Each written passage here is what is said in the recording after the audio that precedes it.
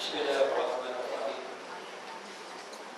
Alhamdulillahirabbil alamin wassalatu wassalamu ala asyrafil anbiya'i wal mursalin wa ala alihi wa sahbihi ajma'in. Subhanaka la 'ilma lana illa ma 'allamtana innaka antal 'alimul hakim. Rabbi shrah li sadri wa yassir li amri wa hlul 'uqdatam min lisani yafqahu qawli. Qala musannif rahimahullah ta'ala wa nafa'ana bi daraina.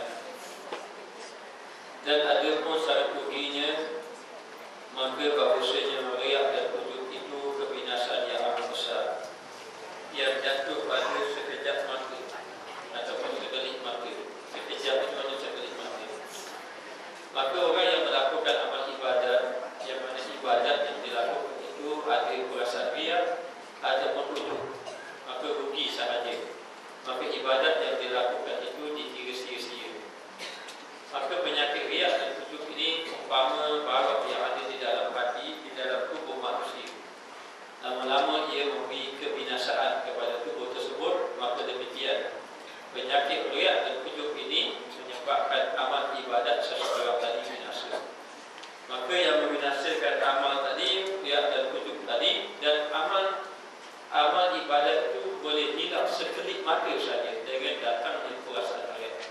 Riak atau ujub. Walaupun seseorang itu telah beribadat 30 tahun, walaupun ibadat itu 70 tahun, 50 tahun, tak kira. Dia buat amal ibadat, tiba-tiba setelah lama melakukan amal ibadat, lalu datang di dalam hatinya perasaan ujub, maka binasalah, maka rugilah orang tadi. Maka banyaklah orang yang apabila dibangkitkan di hadapan Allah Ta'ala nanti tidak ada amal. Walaupun dia ketika duduk di atas muka dunia, dia banyak beramal, tetapi amalan yang disertai dengan riak, amalan yang disertai dengan ujub, maka amal ibadat itu tertolak. Maka riak itu adalah melakukan ibadat kerana makhluk, supaya makhluk memandangnya baik, supaya makhluk memujinya. Ini dipanggil riak. Ataupun ada pun ujub, melakukan amal ibadat lalu menyangka dirinya lebih baik pada orang, lalu melihat kebaikan dirinya lalu memandang rendah kepada orang lain. Maka ini juga merosotkan amal. Walau bagaimana hebat kita beribadat, walau bagaimana banyak ilmu kita, walau bagaimana istiqamah amal kita, kita tidak boleh memandang orang lain itu lebih buruk pada kita. Maka buruk sangkalah pada diri kita, baik sangkalah pada orang lain. Jangan baik sangka pada diri kita, buruk sangka pada orang. Itu jangan. Kalau nak buruk sangka, biar pada diri kita. Kita sangka kita lemah, kita rasa kita tak buat, kita rasa kita salah. Biar macam tu tak apa. Tapi pada orang lain baik sangka, orang lebih baik daripada kita. Lalu dikatakan bahawa sekejap mata, yakni sekelip mata, maka terkadang ia membinasakan ibadat atasmu 70 tahun. Kadang-kadang membinasakan 70 tahun. Ini sudah kita cerita minggu lepas, bahawa orang melakukan ibadat 70 tahun, maka dia berdoa dengan Allah, disangkakan dengan dia beribadat 70 tahun, Allah Ta'ala akan makbulkan doa dia. Lalu dia minta, doanya tidak makbul. Ketika mana doanya tidak makbul, dia mencela diri dia. Dia merasakan bahawa dia ini banyak salah, ataupun dikatakan bahawa dia ini orang yang banyak dosa, perlu bertaubat kepada Allah. Lalu datang satu suara mengatakan bahawa kamu merasa bersalah hari ini lebih baik daripada ibadat kamu yang 70 tahun dahulu. 70 tahun dahulu ibadat dalam merasa diri baik, hari ini baru rasa diri tak baik, maka hari ini lebih baik daripada 70 tahun beribadat dahulu. Maka demikianlah ruginya dikatakan bahawa orang yang melakukan amal ibadat di dalamnya ada riak, di dalamnya ada ujub. Bermakna orang yang ahli ibadat pun belum tentu lepas di sisi Allah. Dan kadang-kadang ibadat yang dilakukan itu tidak ada di hadapan Allah. Tidak ada di hadapan Allah, lalu dia akan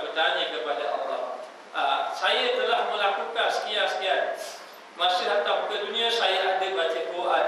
Masa datang ke dunia saya adalah orang yang berpuasa sunat Isnin dan Khamis. Dan seumpamanya ibadat-ibadat dia akan dakwa di hadapan Allah. Lalulah kata malaikat, kami tidak mencatatnya. Memang kamu ada lakukan semasa hidup di atas dunia, tapi kami tidak mencatatnya kerana semasa hidup di atas dunia, ketika kamu melakukan ibadat itu, ada dalam hati kamu perasaan riak dan ujub. Maka dengan sebab itulah amalnya tidak tercatat. Maka kadang-kadang kita duk gaduh banyak ibadat, tapi hati penuh riak, ujub dan takabur. Tapi kalau kita sikit ibadat, kita dapat jaga hati kita, itu lebih baik. Tetapi kalau orang buat ibadat banyak, dia dapat jaga hati dia, itulah yang paling utama lagi. Lalu dikatakan bahawa dihikayatkan bahawasanya seorang laki-laki menjamu atas Sufyan as-Sawri. Seorang laki-laki jamu Sufyan as-Sawri, dan Sufyan as-Sawri ini jadi tetamu dia. Sufyan as-Sawri ini ulama tasawuf. Lalu pergi rumah dia, dia berjamu makan, dan juga sahabatnya dan juga sahabat Sufyan as-Sawri. Jadi ramai-ramai datang rumah seorang hamba Allah. Maka berkata bagi ahlinya, dia pun berkata kepada orang rumahnya, ahlinya orang rumah, iaitu isterinya, bahawa olehmu akan tabat ini pinggan, yakni tempat makan yang aku datangkan dengan dia pada haji yang pertama. Dia kata bawa hari pinggan, dia beritahu pada isterinya, angkat makanan letak dalam pinggan yang kita beli di Mekah masa kita naik haji pertama dulu. Kata suami dia di hadapan Sufyan as-Sawri. Tetapi yang aku haji yang keduanya, maksud tetapi itu maknanya bukan haji yang kedua, bawa haji yang pertama. Tetapi yang aku haji yang kedua. Jadi nak beritahu bahawa dia beritahu kata isteri dia, bawalah pinggan yang kita buat haji yang pertama dulu, bukan haji yang kedua. Jadi maksud dia nak khabar dia pergi haji 2 kali. Itu je nak khabar, bukan nak khabar pinggan tu. Jadi bila dalam keadaan macam itu, Sufyan as-Sawri tahulah dia ni memang melakukan amal ibadat haji ni dah 2 kali. Dah kali dah beritahu kali khabar isteri ambil pinggan dalam khabar tu, jadi tak cerita. Tapi dia pergi khabar ambil pinggan kalau kita buat haji yang pertama dulu, bukan haji yang kita pergi kali kedua. Katanya dia punya. Maka menilitlah Sufyan. Lalu Sufyan pun memikirkan ataupun berkata, melihat kepadanya dan berkata, Sufyan, hai miskin. Bahasa Arab ni miskin, bukan miskin. Kalau bahasa Arab ni miskin maknanya kesian. Kalau miskin dia kata, miskin itu kesian. Orang Terengganu kata kesian sungguh. Maknanya kesian. Hai miskin, sebenarnya telah engkau binasakan dengan perkataan ini akan kedua haji kamu. Dengan sebab perkataan kamu ini, maka binasa kedua-duanya. Haji yang pertama, haji yang kedua tidak ada habis. Kerana merasakan bahawa maknanya ataupun percakapan dia nak beritahu bahawa dia ni sudah pergi haji 2 kali. Jadi minta maaf banyak, nanti di antara jemaah kita akan pergi. Mungkin di antara muslimat yang di depan ni akan pergi menunaikan haji. Jadi kalau nak pergi menunaikan haji, tolong jaga niat betul-betul. Sampai ke sana, jaga hati dan jaga niat. Tengok orang macam mana, jangan kata. Jangan kata, baik secara lisan ataupun dalam hati. Oh, bapa orang ni, jangan kata. Lepas tu bila dah balik nanti, kita nak cerita mengenai Mekah tu tidak ada masalah. Tapi jangan cerita sangatlah ibadat-ibadat yang kita lakukan banyak-banyak. Saya pergi Mekah baru ni dah 5 kali khatam Quran. Orang lain sibuk duk beli belaka. Kita duduk ke masjid, tak balik-balik. Tak balik-balik pula. Kalau duduk dekat orang Allah tu, dah boleh tempat dah keluar dah. Kalau lari orang ambil keluar. Dah tahu dah buat benda. Orang tanya pun dia tanya orang. Tahu dah payah buat benda. Ada benda lah, nak ngaji semua lah kita.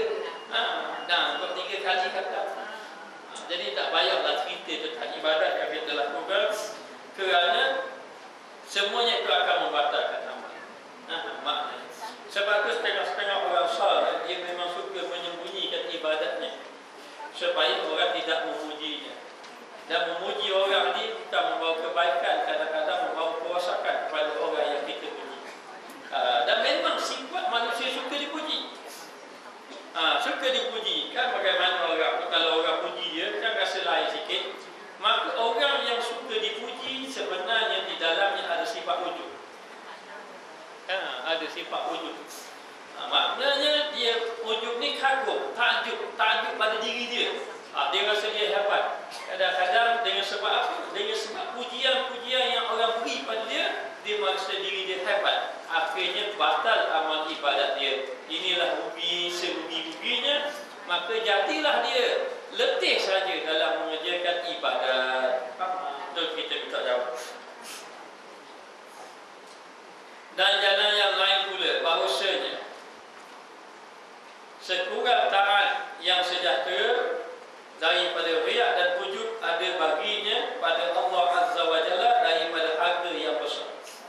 Maknanya ibadat-ibadat yang terselamat daripada ujub dan riak, maknanya ia mempunyai harga yang besar. Maknanya nilai yang besar di sisi Allah, walaupun hanya sekadar 2 rakaat sembahyang. Dalam kitab Mukasyafatul Qulub, orang itu berjalan di tanah perkuburan, lalulah melihat tanah perkuburan, lalu membaca satu selawat. Dia berucap Allahumma sholli ala Sayyidina Muhammad, ataupun selawat yang panjang sikit, tapi satu ucapan saja. Lalu dia berkata, dengan berkat selawat ini aku hadiahkan pahala ini kepada ahli kubur. Maka pada hari itu semua ahli kubur dilepaskan daripada azab kubur. Lalulah orang yang beri tadi bermimpi dengan salah seorang ahli kubur, mengucapkan terima kasih dengan sebab satu salawat saja menyebabkan semua ahli kubur tadi dibebaskan daripada azab. Walaupun satu, tetapi satu yang benar-benar ikhlas kepada Allah Subhanahu wa Ta'ala. Jadi demikianlah kita ini yang paling penting, lakukan amal ibadat, jangan sampai hati kita ini tidak ikhlas kepada Allah. Maka bila mana datang, memang datang kita orang yang lemah iman ini, yang lemah amal ini, kalau kita buat banyak ibadat, memang datang rasa ujub.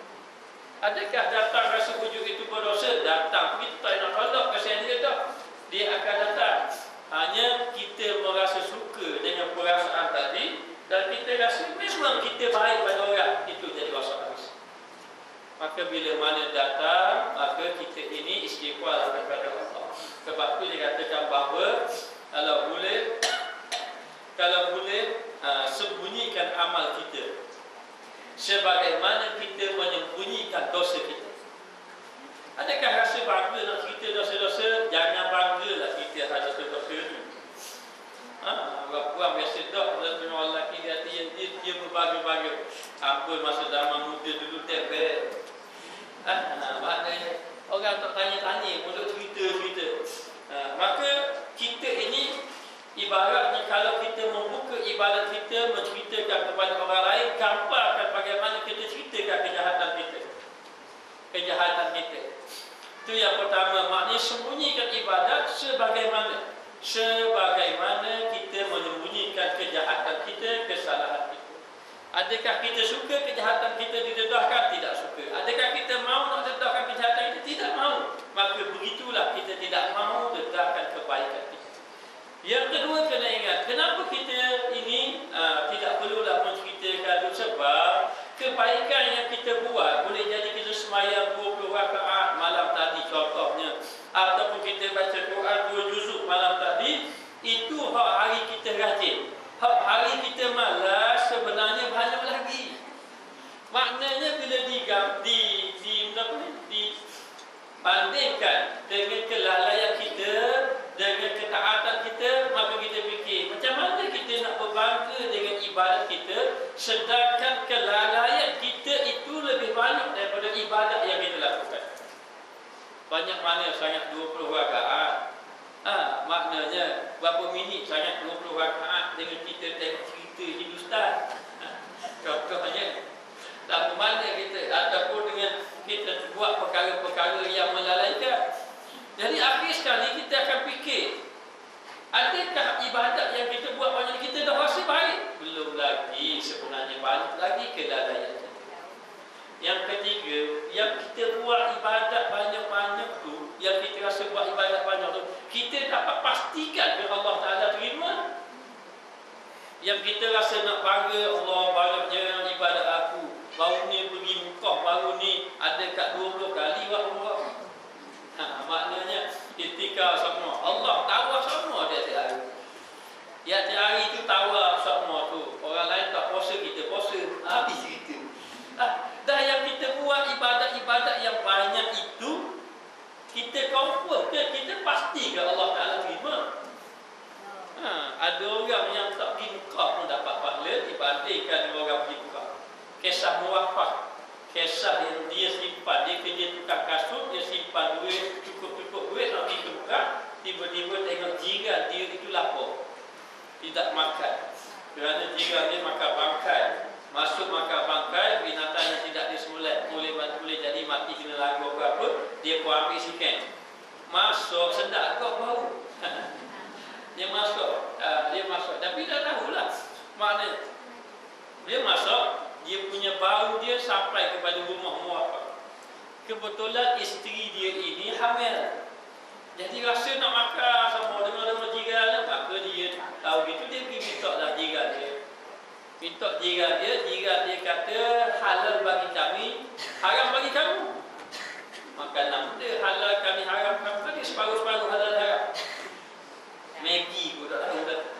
Jadi dalam keadaan macam tu, dia pun tanya. Dia kata, halal bagi kami sebab kami tidak ada makanan. Jadi kami jumpa pakai, kami ambil tu. Ini pun sekadar darurat saja. Terkejut muwafaq, rupanya jiran dia begitu fakir. Orang-orang dahulu, mereka memang menyembunyikan kefakirannya dan dikatakan bahawa mereka itu ada sifat ta'affuf. Apa makna ta'affuf? Tidak suka menunjukkan kesusahan walaupun ia susah. Kerana Nabi sebut izhad fi dunia, zuhudlah kamu di atas dunia, nescaya Allah Ta'ala kasih pada kamu. Zuhudlah apa yang ada di tangan orang, nescaya orang lain kasih kepada kamu. Lalu dalam keadaan macam itu, akhirnya muwafaq ambil duit, pergi bagi kepada jiran dia, kemudian tak jadi pergi. Kamu ke dapur haji minta maaf lah, tu tak cukup balik. Maknanya tekek-tekek pun tak batal balik. Maka tak pergi lagi. Bila tidak pergi haji, orang di Mekah sana mengerjakan haji letih. Dia mengerjakan haji, kerja haji dia letih. Batu orang molek-molek orang muda-muda pergi. Tapi kalau tidak ada rezeki, tak apalah nak buat macam mana. Jadi dalam keadaan tu dia letih, habis dah kerja dah, kenapa dia panggil tahalul awal, tahalul sani, dah nafas awal, nafas sani dah habis dah habis dah kerja haji, maka dia berehat tidur. Jadi tiba-tiba datanglah dua malaikat dalam mimpinya. Ada dua orang datang. Dua orang tu malaikat. Si A tanya si B, banyak mana orang kerja haji tahun ni? Oh, dia bukan bawa sedang berapa ribu. Dah berapa orang tak terima hajinya? Haji yang diterima oleh Allah. Kata orang ni tak ada seorang yang diterima. Kerja amal tak ada seorang, kecuali seorang saja. Kecuali seorang sahaja. Maka dengan seorang inilah yang menyebabkan orang lain diterima haji. Orang tu siapa? Dia pun sebut nama muwafaq, dia pun sebut nama. Jadi dia ada, dia tidak ada di Mekah, dia ada di kampung dia. Jadi bila orang tu terkejut daripada tidur, dia heran, macam mana orang pergi haji tahun ini tidak diterima amal ibadahnya, kecuali orang seorang saja yang dengan sebab seorang inilah ibadah haji yang lain diterima. Maka dia pun pergi tak cari. Bila pergi cari, jumpalah orang tadi. Maka tengok orang tadi memang dalam kata zuhur, tidak ada apa-apa. Rupanya dia kerja tukang kasut sahaja. Dia pun kata, apakah amalan kamu? Kerana saya bermimpi kamu mendapat sekian-sekian macam ni. Dia kata dia tidak ada amal. Tidak ada amal. Orang tu tanya. Dia pun akhirnya dia kata, Ada saya patutnya pergi ke Mekah, tapi bagi pada orang dia kata saja. Jadi katanya dengan sebab kamu ini pemurah bagi kepada jiran tetangga kamu, dengan sebab itulah kamu mendapat pahala haji. Walaupun duduk di kampung, bukan orang duduk atas wakaf main dah haji, bukan. Baik.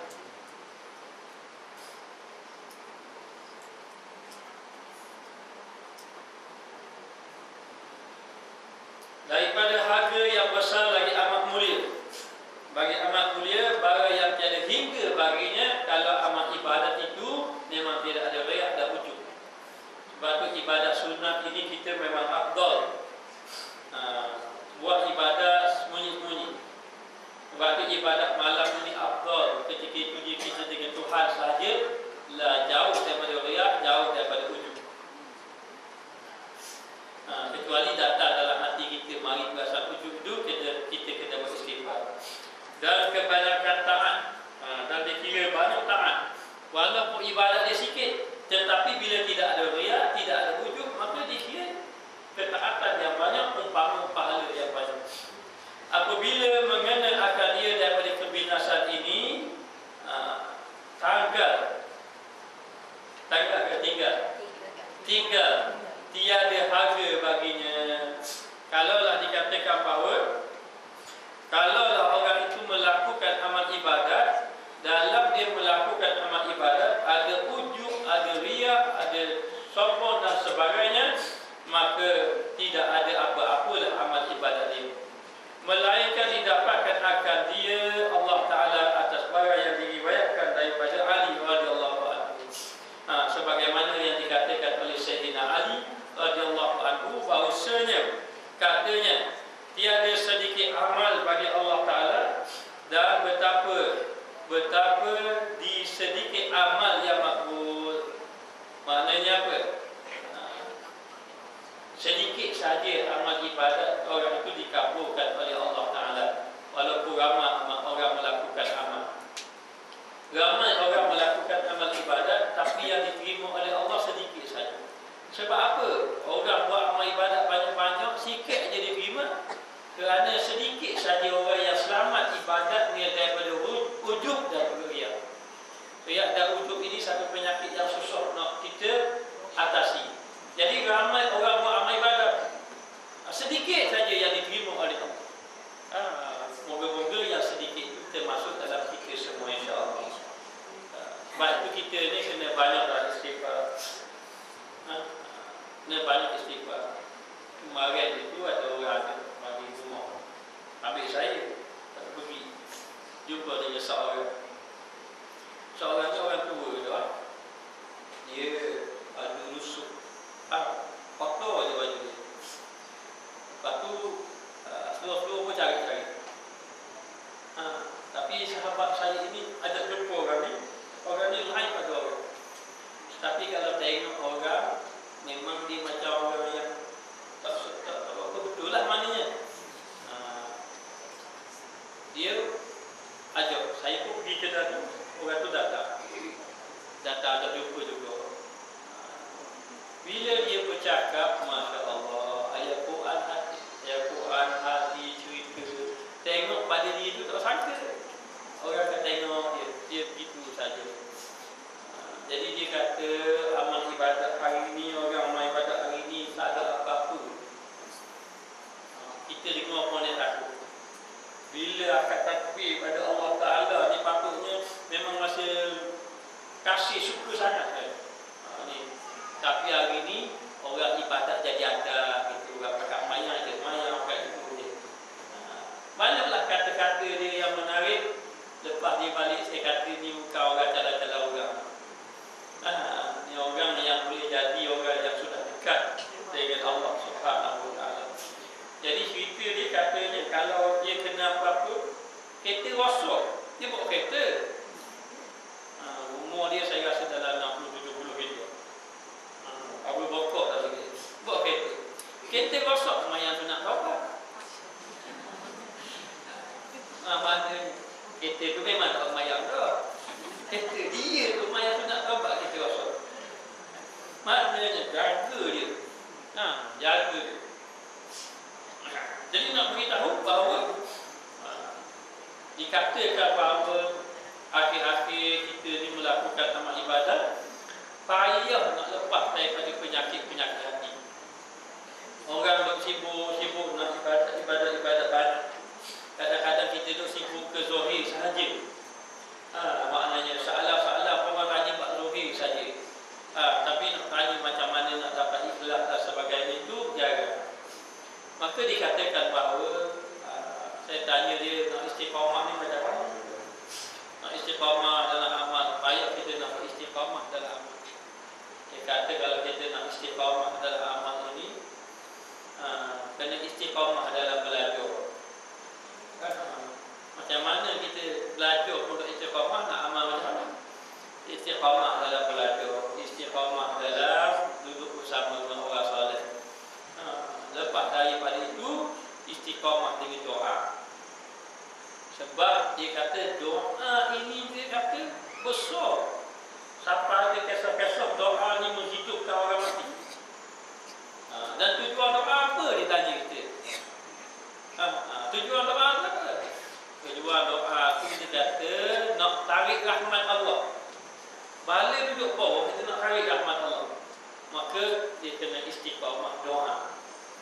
Istiqamah doa, istiqamah amal, istiqamah belajar, lepas tu istiqamah dalam doa. Akhir-akhirnya insya-Allah nanti Allah Taala bagi kita istiqamah dalam amal. Maka istiqamah dalam amal tu apa lagi yang kita perlu istiqamah? Dulu ceritanya dia di mana-mana bawa tasbih. Bawa tasbih Allah berzikir lagi, berzikir mau di jalan mana-mana. Akhirnya tak mau orang tasbih.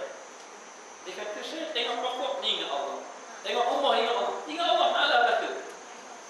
Jadi tak ada tempat dia ingat Allah, tak kudu-kudu ingat Allah Ta'ala. Masya Allah. Kita berkait Allah. Bawa tasbih, cabut tasbih, putus tasbih. Kalau tasbih ke malam-malam ni pun kejutan dia dah ada tasbih.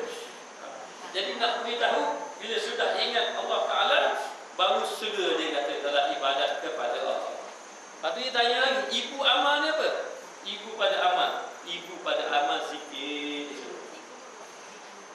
Zikrullah, ingat pada Allah. Bila ingat pada Allah, latih diri, mana boleh tak latih? Semayang, siapa masa semayang kedua. Takkan kita semayang tu suruh apa nak latih kat diri semayang tu? Bukan suruh latih macam tu. Dia suruh latih kita. Pegang, kamu ingat, latih lagi. Bila kita latih ingat sama, lama-lama baru jadi seru dalam ibadat dan sebagainya. Dalam kita berlatih, dia kata kena jaga hak-hak orang. Ada ambil hak orang tau. Dia kata kalau ada ambil hak orang lagi tu, hak orang tu susah-susah dulu. Kalau tidak, dia kata kita nak sapa Tuhan, nak sapa darah. Maknanya jadi kita tengok mana banyaknya sahabat dia. Tapi betul lah apa yang dia kata itu memang betul. Maka dikatakan bahawa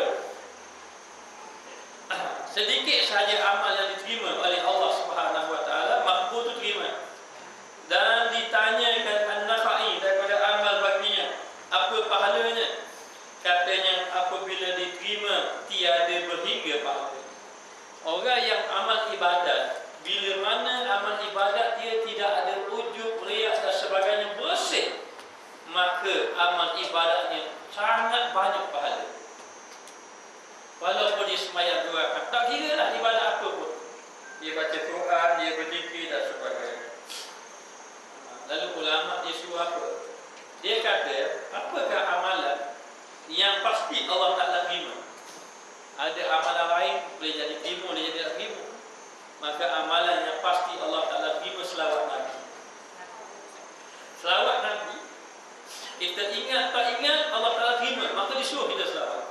Selawat Nabi banyak-banyak tak, sebanyak-banyak yang boleh. Maka orang yang melakukan amal ibadat, bila ada riak dan ujub, selepas melakukan amal ibadat, maka kena banyak istighfar. Dan membanyakkan istighfar, makin banyak-banyak lagi.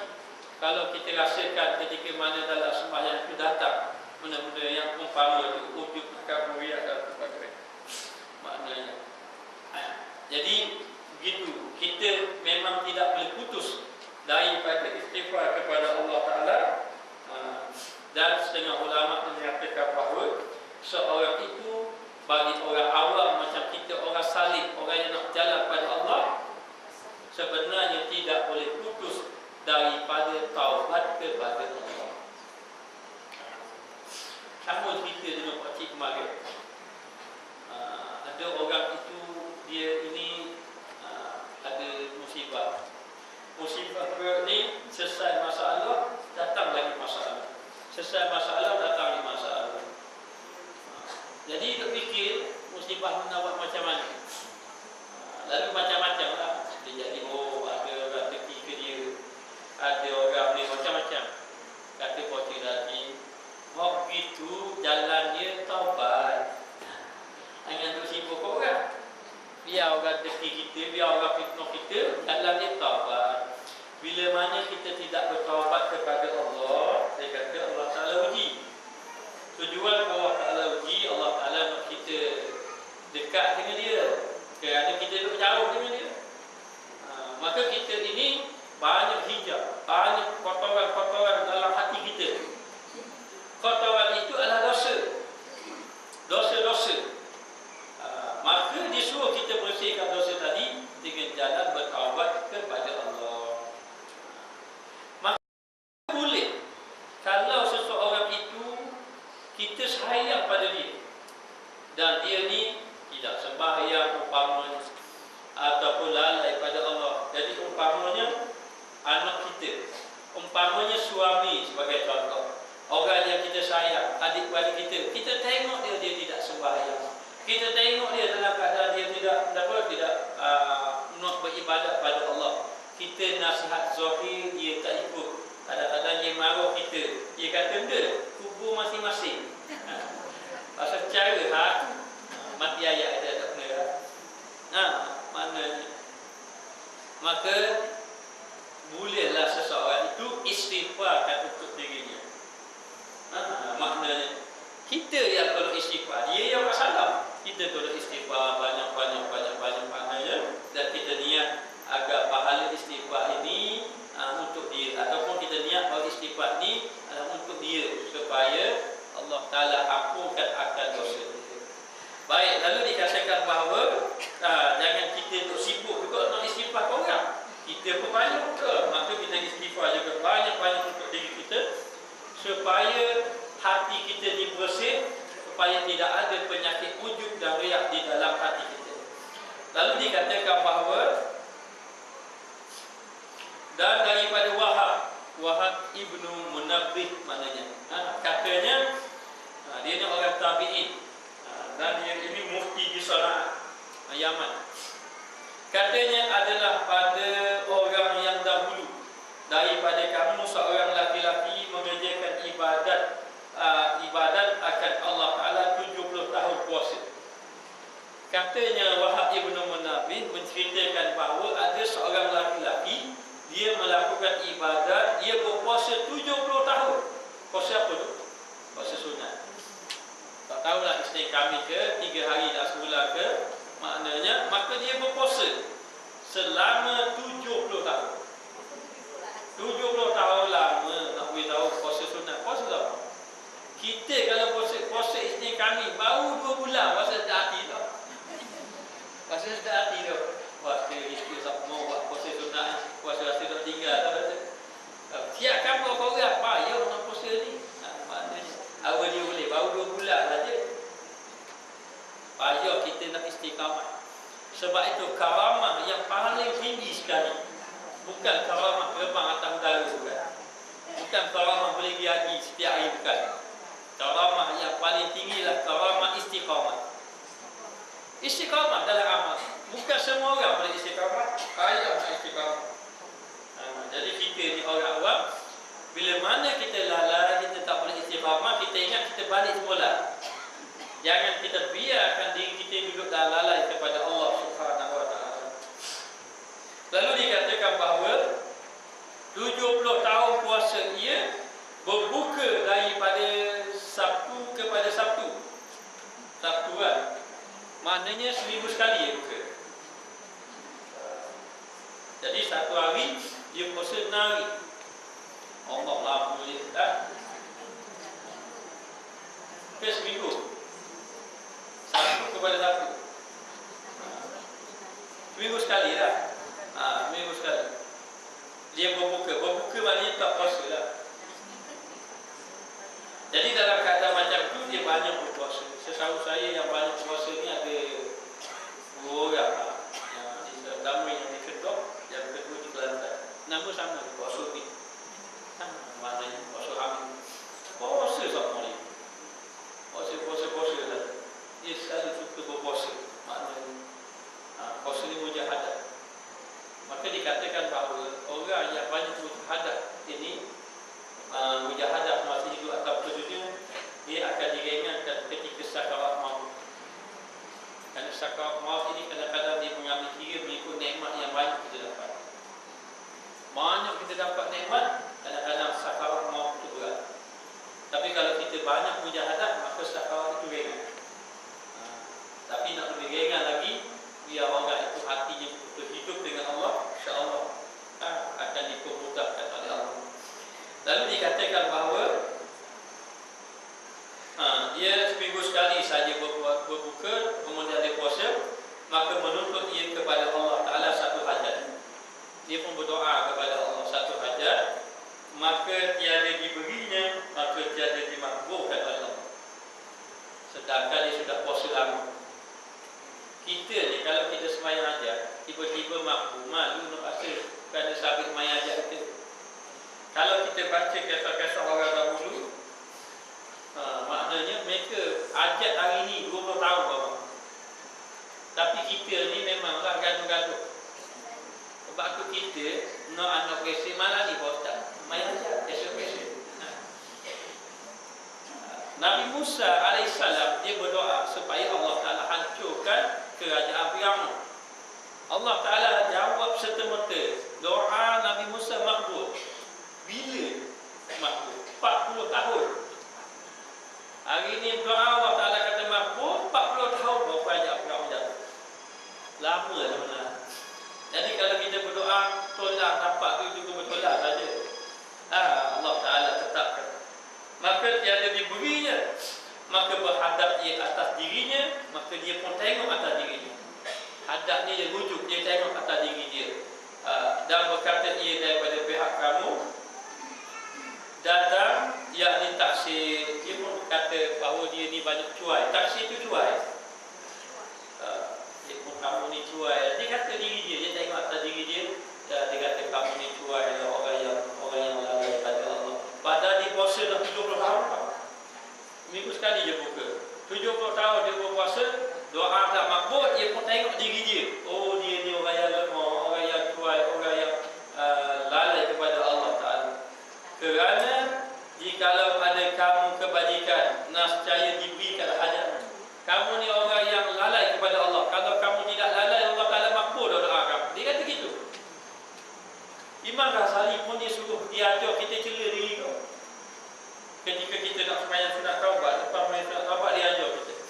Kata diri kita, kamu ni cakap je sudah amal dah tak baru. Orang untuk angguk-angguk mu cakap, mu dulu cari. Orang lain baru mu gitu, mu kau suruh orang lain. Cela diri sendiri. Cela kata diri sendiri tu, tujuan ni apa? Tujuan ni biar kita rasa rendah. Kita rasa hina di hadapan Allah. Dan Allah Ta'ala akan bersama dengan orang yang hatinya remuk dengan Allah. Dia sudah rasa dia ni hina betul-betul di hadapan Allah, maka Allah Ta'ala bersama dengan dia. Nascaya diberikan hajatmu. Kalau kamu ni orang baik, kalau kamu ni orang saleh, Allah Ta'ala makbulkan doa kamu. Kata gitu. Ni Allah Ta'ala dah makbul ni. Mu rasa dia mu saleh, mu tak saleh pun. Hati macam tu. Maka turun malaikat. Malaikat pun turun. Malaikat turun, suruhan Allah Ta'ala, daripada Allah Ta'ala. Maka berkata, hei anak Adam. Baru kabar ke dia, hei anak Adam, satu saat kamu jahatkan. Satu saat kamu jahatkan, maknanya kamu celakan diri kamu. Orang tu kata, oh selama ni aku sangka aku ni saleh, aku tak saleh, aku ni lalai banyak kata. Bila macam itu Allah Ta'ala turun, suruh malaikat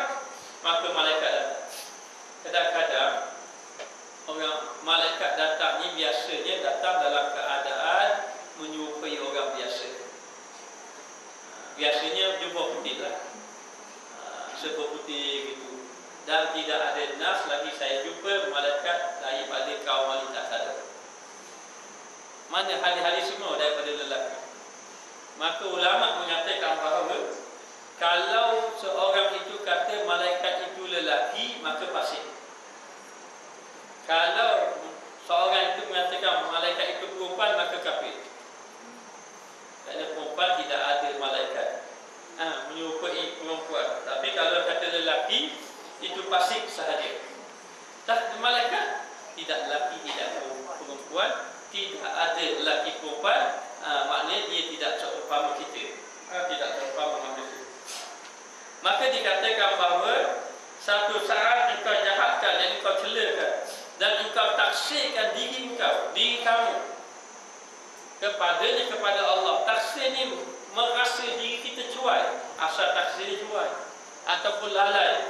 Maka engkau taksirkan, engkau lalaikan diri kamu pada Allah, lebih baik daripada ibadat kamu yang telah lalu sekalian. 70 tahun itu dengan hari ini dia jelek, hari ini lebih baik daripada 70 tahun. Jadi 70 tahun tak ada apa-apa. Allah Ta'ala suka hamba yang rasa dirinya lemah di hadapan dia. Dan Allah Ta'ala tidak suka hamba yang dia rasa sombong di hadapan Allah. Jadi begitulah kita memang dilatih. Jangan tengok kita lebih baik pada orang. Jangan tengok. Tengok kita lemah sama. Dan jangan berasa kita sudah okey dah, sudah baik dah dengan Allah. Berasa kita ini rasa malu dengan ibadat kita. Ibadat kita ini, Nabi kata, tidak ada seorang pun yang dia boleh masuk surga dengan amal. Kalau nak ikut amal, ada orang layak masuk dapat nikmat syurga. Kerana nikmat syurga itu tidak dapat digambarkan betapa tingginya nikmat syurga. Inna sil'atallahi ghaliyah, inna sil'atallahil jannah. Sesungguhnya barang dagangan Allah Ta'ala itu sangat mahal. Sangat mahal, sangat tinggi. Dan barang dagangan Allah yang mahal itu adalah syurga. Maka sahabat tanya, ya Rasulullah, kamu pun begitu? Dengan amal kamu pun kamu tak boleh masuk syurga? Ya, kata Rasulullah. Kecuali Allah Ta'ala beri rahmat sahaja. Beri rahmat kepada Allah Subhanahu Wa Ta'ala. Allah Ta'ala beri rahmat kepada kita, maka selamatlah kita. Maka bila nak dapat rahmat Allah, kena jaga. Jangan berasa diri molek. Jangan berasa diri sudah hebat. Banyakkan cela diri daripada puji diri. Penyakit kita ni, yang pertama suka puji diri. Kalau tak suka puji diri, suka orang puji. Habis kita. Itu dua penyakit kita. Hak suka puji diri, dia kata bukan saya nak puji diri saya. Oh iya. Saya bukan nak kata saya baik, tapi saya nak khabar, alhamdulillah Tuhan bagi saya ni dah lama dah, 3 tahun dah puasa sunat dah betul-betul. Ayat lepas tu memang bagus lah. Bukan saya nak kata saya baik, tapi memang katamu baik. Memang dirasa gitu. Jadi satu penyakit kita memang suka dipuji. Dah bagaimana kalau orang puji kita, takkan nak cekek kok dia. Dia puji kita, kita ambil tangan dan cekek kok dia. Gitu. Ada Nabi katakan lempar pasir, lempar tanah kat muka dia kan. Lempar tanah kat muka dia, katanya bukan masuk ambil tanah pergi je awak. Bagusnya awak. Saya tengok awak bagus-bagus untuk dia katanya anak bagus, dengan suami bagus. Dia ambil tanah lempar dah muka. Apa gitu Nabi suruh gitu. Nabi maksud Nabi bukan begitu. Kan Nabi kan membawa akhlak yang baik. Kata maksud dia kata dia suruh ambil tanah, ingatkan bahawa kita asal daripada tanah, akan kembali kepada tanah. Tidak ada bedanya kita. Bedanya takwa. Dan takwa siapa tahu? Siapa yang dapat tahu orang ini lebih takwa pada orang lain? Tak tahu. Kalau lebih tahu, takut ke aku tu lebih tahu. Orang ini takut lagi pada dia. Tapi takut pada Allah, takwa pada Allah kita tidak ketahui. Maka dikatakan bahawa orang tadi kalau beribadat kepada Allah, dia banyak cela maka hendaklah menilik oleh orang yang berakal kepada umpama perkataan yang sedikit ini daripada kerugian, bahawasanya seorang mempayahkan dan memenatkan 70 tahun. Jadi dikatakan bahawa kataku hendaklah kamu tengok orang yang berakal, mereka ini sebenarnya orang yang berakal sedikit perkataan dia. Jaga nak cakap-cakap sedikit perkataan dia supaya apa? Supaya tidaklah mempenatkan dia ibadat yang banyak-banyak. Kita ni bawah cakap bila bawah cakap habis dah cerita.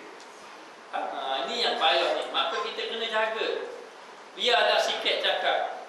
Biarlah orang pandang kita sikit ibadat. Biarlah orang nak kata kita apa-apa pun. Tak apalah. Maknanya asal kita molek depan Allah. Bahkan tidak semestinya orang yang ibadat banyak pahala banyak. Dan tidak semestinya orang yang sikit ibadat pahala sikit. Tapi kalau dia buat ibadat banyak, dia boleh jaga, memang pahala dia banyak. Tapi kalau lah dia ibadat banyak tapi tak boleh jaga, ada orang buat ibadat sikit saja. Sahabat Nabi boleh masuk syurga, Nabi jamin dia masuk syurga. Atas jalan pertama ke dunia dah jamin tak syurga.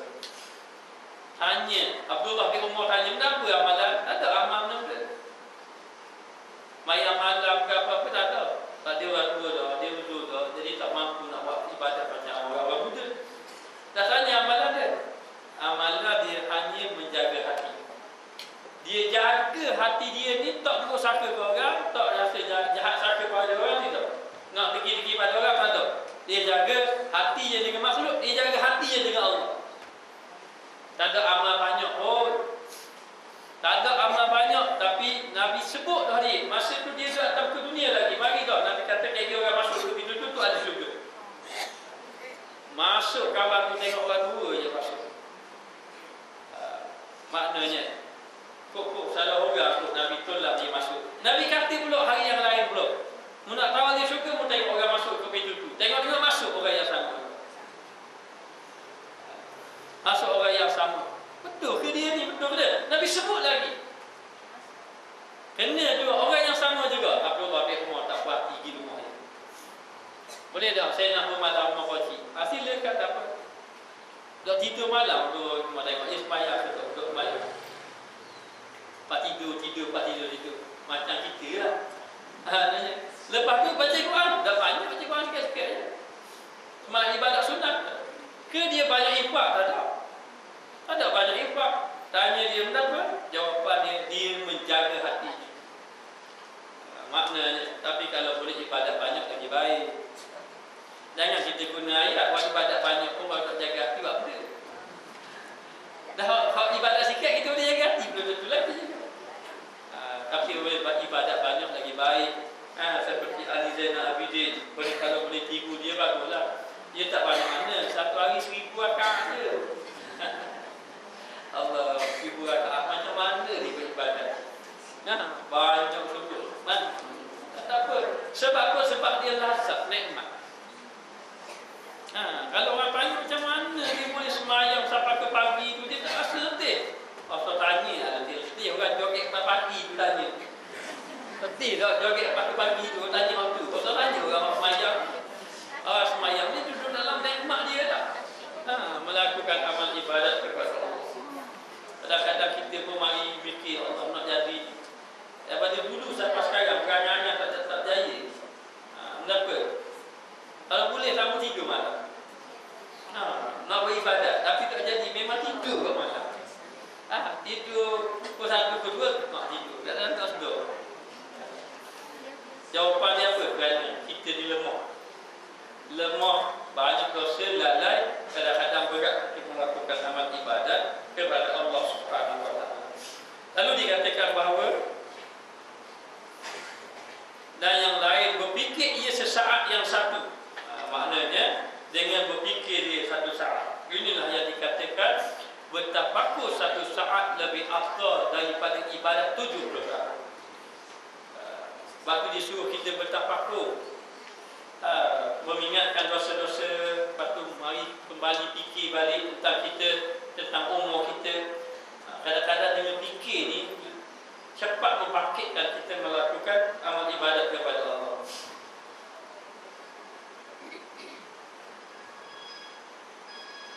Maka adalah fikir satu saat lebih baik dan terlebih afdal daripada ibadat 70 tahun. Dan terlebih kebajikan kepada Tuhan bagi Allah ini lebih baik daripada kita semayang banyak-banyak, puasa banyak-banyak dalam keadaan kita lalai. Tapi memang fikir memang ingat. Betul tak? Kalau tak ingat, dia fikir apa? Yang suruh fikir, tafakur itu memang memfikirkan Allah. Kan Nabi kan mula-mula kan dia melalui jalan tafakur. Ada ulama menyatakan dua jalan. Ketika mana Nabi ini melihat masyarakat Mekah berbunuh-bunuhan, minum arak, berjudi, berzina, macam-macam. Dan orang tak ada agama. Agama dia sebab patung berhala. Masa ketika itu di Mekah banyak patung-patung berhala. Dan kalau kita baca sirah, memang berlaku peperangan. Nak mati pun wasiat suruh perang. Maknanya kalau kita baca sirah sejarah, dalam masyarakat yang dalam keadaan ganas, keras dan sebagainya, lahirnya Nabi Muhammad sallallahu alaihi wasallam. Maka bila Nabi ni orang yang hati bersih, hati yang dibersihkan oleh Allah dengan didatangkan malaikat belah dada dia berapa kali? 2 kali dibelah dada dia, dibersihkan kotoran-kotoran dia. Akhir sekali dia tengok masyarakat Mekah ni tak jadi. Ni bukan jalan dia. Tak kena dengan jiwa dia. Dan masa dia budak-budak tu sudah ada pesta dah. Maka Nabi pernah satu ketika nak pergi juga. Siapa dalam perjalanan Nabi nak pergi dah dengar dah. Dah dengar dah bunyi-bunyi. Lepas tu Nabi pihak bawa-bawa tidur tak ada. Tak izin. Tidur. Kejut-kejut habis-habis. Tak ada. Itu sekali. Dan pernah kali kedua Nabi begitu juga. Tiba pun Nabi pun nak pergi juga sekali. Masa dia budak lagi, belum lagi jadi rasul. Lalu dia pergi, tiba-tiba tidur pula. Sampai masa tidur, tak bangun-bangun. Tak bangun-bangun habis. Rupanya dia main meki, Allah Ta'ala tak izin. Bila sebut nama patung berhala, bersihlah dulu hati. Bila sebut dengan nama Allah, lalu rasa suka. Itulah Nabi kita Muhammad sallallahu alaihi wasallam. Bila tengok dalam keadaan masyarakat macam tu, dia pergi ke Gua Hira. Dia duduk dalam gua. Kata ulama dalam kitab Aqaid Tasawuf, kata Syekh Abdul Qadir Isa mengatakan 2 keadaan. Yang pertama, Nabi bertafakur. Duk fikir mana ketahanan mana Allah Taala. Sebab tu dia sebut dalam surah Wadduha. Wadduha wal laili idza saja ma wada'aka rabbuka wa ma qala. Mana? Bawa jada qadala fahada. Bawa jada qadala fahada. Apa makna dalal? Dalal asalnya sesat. Sesungguhnya Allah Taala melihatkan kamu dalal. Tapi kita tak katalah Muhammad itu sesat. Mana ketika mana Allah Taala melihat kamu dalal, tak tahu kucing. Mana yang betul ni? Betul ke kamu semua pahala ni? Fahada, maka Allah Ta'ala datangkan petunjuk. Datangkan petunjuk di situ, Allah Ta'ala datangkan malaikat Jibril AS. Dan ada ulama menyatakan, yang pertama tafakur, yang kedua berzikir. Kerana Nabi sudah sebut nama Allah. Ketika sebut Allah, Nabi kasih. Berhala, Lata, Uzza, Nabi kasih nak marah. Maka Nabi menyebut Allah. Sama ada tafakur ataupun berzikir ini satu jalan mengingatkan Allah. Maka ibadat yang paling utama, bila mana dalam ibadat itu ada ingat Allah. Ingat Allah maknanya. Kalau kita belajar dalam ilmu, mari mikir. Dalam ilmu kita berfikir, nak buat ibadat dan nak dekat kepada Allah. Maka ibadat itu, mari ilmu itu menjadi ibadat. Kalau kita ingat Allah. Bila kita sembahyang, kita mari ingat Allah. Atas kelalaian kita nak apa ni, kita rasa kita hamba pada Allah. Mari rasa takut, rasa harap kepada Allah dalam sembahyang. Bermakna itu kira kita benar-benar melakukan ibadat. Kerana ibadat mesti dilakukan dalam keadaan ingat pada Allah. Tapi kita sembahyang ingat tak pada. Kita duduk main ilmu ni pun ingat tak pada. Ingat tak baik. Maka oleh kerana itu ulama suruh mari fikir. Kerana fikir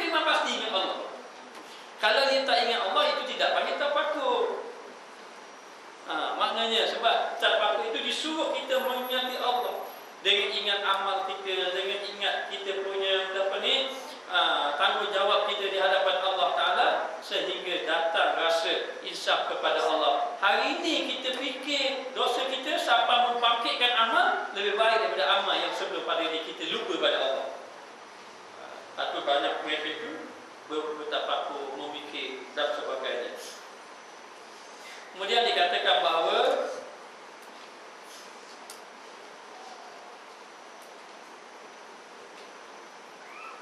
dan terlebih kebajikan kepada Tuhannya daripada yang demikian itu. Tiadakah daripada kerugian yang amat besar? Tidakkah itu benar-benar rugi ibadat selama ini saja-saja bila tidak ada lupa kepada Allah, ujub, takabur, riak dan sebagainya, bahawasanya engkau dapat daripada mengerjakan pada satu saat itu lebih baik daripada ibadat 70 tahun. Suruh kita fikir. Jadi kalau boleh duduklah malam-malam sebelum kita nak tidur, mari fikir buat sekejap. Ataupun payah sangat masih bahagia tu nak tidur tu fikir tau. Kalau boleh fikir kepada mati. Fikir kepada mati, bagaimana kita nak bawa amalan kita, bagaimana keadaan kita.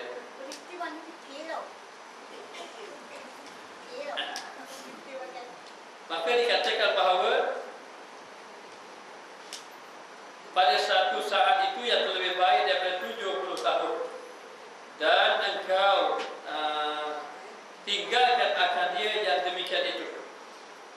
Yang demikian itu dengan ketiadaan hajat. Bahkan demi Allah bahawa sesungguhnya inilah yang terlebih sangat rugi. Maknanya kita tinggalkanlah amal ibadat yang kita tidak ada fikir dalam ini. Bahkan kita kena banyak tafakur ataupun fikir dan pastikan amal ibadat kita ini jauh daripada ujub dan riak. Dan yang selama ini kita kalau rasa ada ujub, riak dan takabur dan sebagainya, maka disuruh kita agar memperbanyakkan zikr Allah, zikir. Sebab tu lepas sembahyang apa yang kita baca? Lepas kita bersalah apa ni? Istighfar. Astagfirullahalazim. Sebab apa perlu istighfar? Sebab kita lalai jalan ibadat. Tapi nak beritahu, kita sembahyang istighfar, lepas ngaji istighfar. Lepas ngaji sadaqallahul azim. Lepas ngaji sadaqallahul azim. Maknanya istighfar ini ialah maknanya kita nak bersihkan amal kita. Maka kalau boleh, tak kira lah, kita tutuplah amal-amal kita dengan istighfar. Baik mengaji doa, baik apa-apa, memang istighfar. Dan kalau orang itu berzikir sebagai contoh, walaupun dia zikir, mesti kena ada istighfar pada Allah. Istighfar kepada Allah agar Allah Ta'ala ampunkan dosa kita.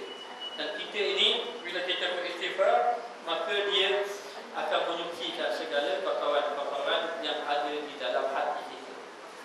Oleh kerana boleh jadi kita ni banyak dosa, tebal hijab kita, maka tak boleh istighfar sedikit, kena istighfar banyak.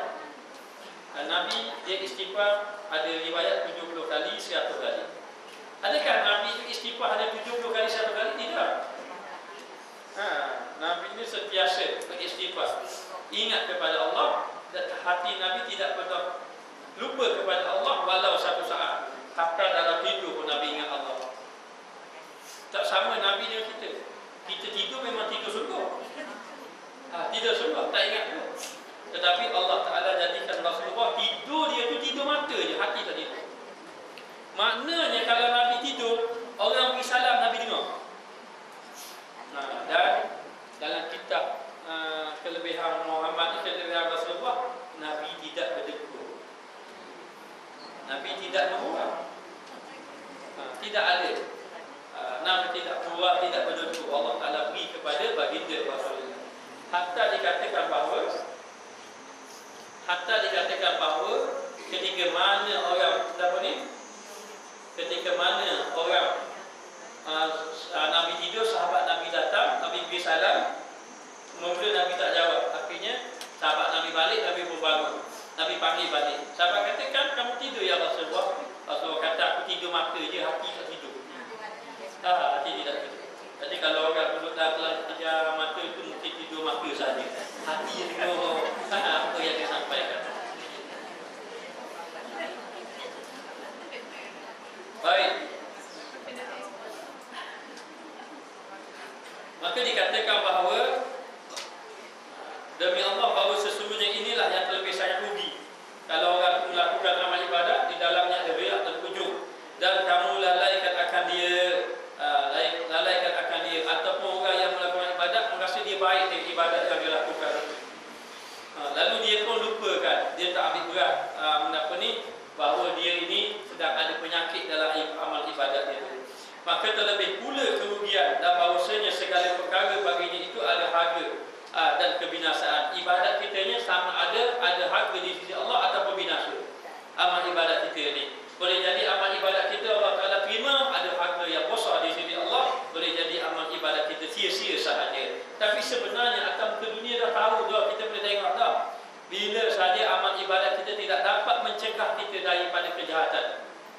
nak dapat kita mencegah daripada kemaksiatan.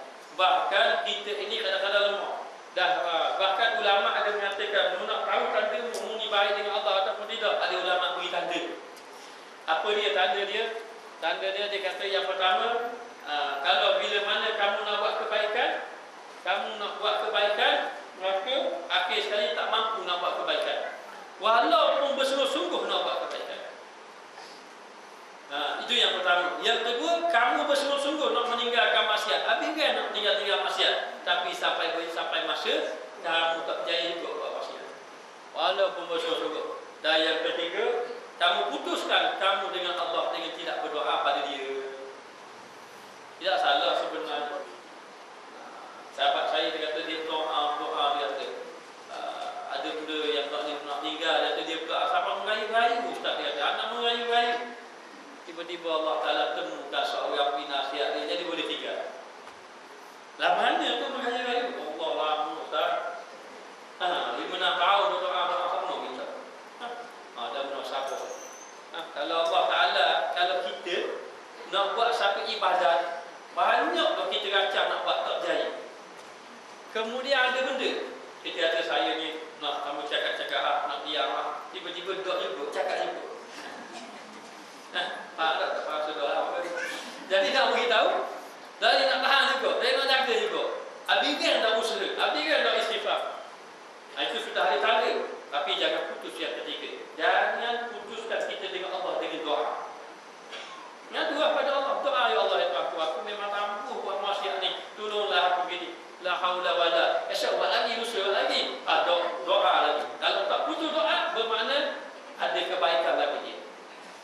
Kalau dia terputus doa, waliyazubillah, dia adalah buat maksiat, dia waktu doa dengan Allah Ta'ala langsung. Lepas tu kalau orang tu dia nak buat baik, dia tak mampu buat baik, jangan dia putuskan doa pada Allah. Kadang-kadang doa pada Allah ni makan masa. Kadang-kadang setahun doa, kadang-kadang 2 tahun. Gitu juga kita nak anak kita baik. Kita nak jadi anak kita baik, nak jadi anak kita soleh, kadang-kadang mau kena doa 5 tahun, 6 tahun. Akhirnya jadi baik juga anak tadi. Sebab apa? Dengan sebab doa. Doa ibu tadi, doa ibu, doa bapa, dan sebagainya. Itu tanda-tanda dia. Kalau orang yang baik pula tanda dia, tanda dia orang yang baik, dia berasa nak buat jahat, tapi Tuhan lindung. Nak buat jahat, Tuhan lindung. Nak buat jahat, Tuhan lindung. Walaupun mari, sebab nafsu dan semua ada tak ke, pakai di bawah sebab, apa ya ni? Mari nafsu tadi, maknanya. Lalu, Allah Ta'ala lindung. Tak jadi. Macam-macam Allah Ta'ala. Itu satu tanda. Satu tanda maknanya dia nak buat kebaikan. Yang kedua, kalau dia nak buat kebaikan, jadi mudah. Itu tanda Allah Ta'ala. Tunjuk jalan mudah saja. Jadi tak berat dia.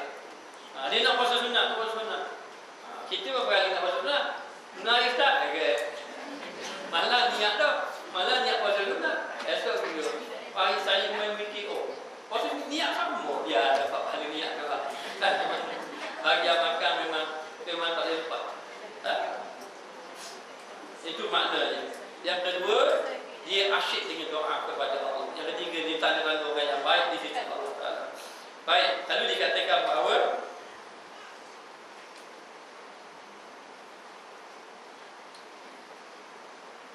bahawasanya segala perkara baginya itu harga dan kebinasaan. Demikian pula wajib ia memeliharakan daripada meluputkan akal dia, jaga. Jangan sampai hilang, luput tu hilanglah. Dan jauhkan sebolehnya, jauhkan daripada seboleh-bolehnya, daripada perkara yang boleh merosakkan amal. Dan bagi umpama ini sesungguhnya jatuh tilik oleh orang yang mempunyai mata hati daripada orang ubat dan ahli ibadat. Pada umpama daqa'iq ini benda halus-halus. Ini yakni perkara yang halus-halus. Kenapa perkara halus ni? Wujud riak ni halus. Kita tak wujud ni. Benda yang kita rasa kita baik pada orang ni halus saja, riak saja. Maknanya hatta kita cerita kebaikan, kita cerita baik, kita cakap baik semua, kita tak suka dalam hati kita ada riak. Maknanya itu bahaya. Dan dikata dipeliharakan dan diceritakan bagi umpama ini isyarat Pertama-tama diketahui akan dia, kemudian maka dipeliharakan akan dia daripada kebinasaan. Kalau kadang-kadang Allah Ta'ala beri isyarat, tanda dia, mana bila kita buat amal ibadat, kita rasa suka dengan ibadat tadi. Tiba-tiba orang puji kita, kita pun rasa suka dengan pujian tadi, maka kita cepat-cepat pelihara dengan istighfar kepada Allah. Kadang-kadang ada orang itu, bila dia baca Quran, datang orang, dia buat biasa saja. Maknanya bukan dia buat qasdah, tidak, dia buat biasa saja. Kadang-kadang bila dia tengok ada tetamu rumah dia, bila ada tetamu rumah dia, dia tak sembahyang malam. Dia tak sembahyang malam macam biasa. Lewat sikit, mana sikit-sikit saja. Biasanya baca Quran 3 juzuk. Hari ni tetamu ada, dia baca 1 juzuk saja. Dia baca sikit-sikit saja. Bila tetamu dah tidur, baru dia baca balik. Kita tetamu ada, kita baca. Tetamu tidur, kita simpan. Nah, dia tidur dah. Maknanya. Maka orang yang soleh memang dia suka menyembunyikan akan kebajikan dia dan disimpankan daripadanya, yakni hendaklah dikerjakan akan dia keduanya, dan tiada mengkayakan mereka itu oleh banyak amalnya, oleh banyaknya dengan zahir. Jadi jangan sampai keduanya apa? Wujud dan riak. Maknanya jadi kalau tidak, kalau dia tak jaga, maka buatlah dia dalam keadaan ibadat ada wujud ada riak, habis binasa saja. Maka Allah Ta'ala tiada mengkayakan mereka, tiada berhajat pada mereka itu oleh banyak amal dengan zahir. Allah Ta'ala tak hajat banyak amal. Kalau amal banyak saja kita ujub ya, tak guna juga. Maka Allah Ta'ala tengok pada batin kita. Maka dan berkata mereka itu, yakni ulama, bermula kelakuan yang dipuji itu jenisnya, yakni ikhlas. Kelakuan amal yang dipuji kosong daripada makhluk Allah Ta'ala yang jernih, yakni yang ikhlas, tiada pada banyaknya, tidak semestinya banyak. Kadang-kadang dibuat tetapi ikhlas itu lebih baik maknanya. Dan berkata mereka itu bahawasanya permata jauhar itu terlebih baik daripada 1000 kaca. Permata jauhar itu hanya sikit je, tapi lebih baik daripada 1000 kaca. 2 rakaat sikit je, tapi ikhlas lebih baik daripada 1000 rakaat yang tidak ikhlas. Wallahu a'lam. Kita sambung pada datang.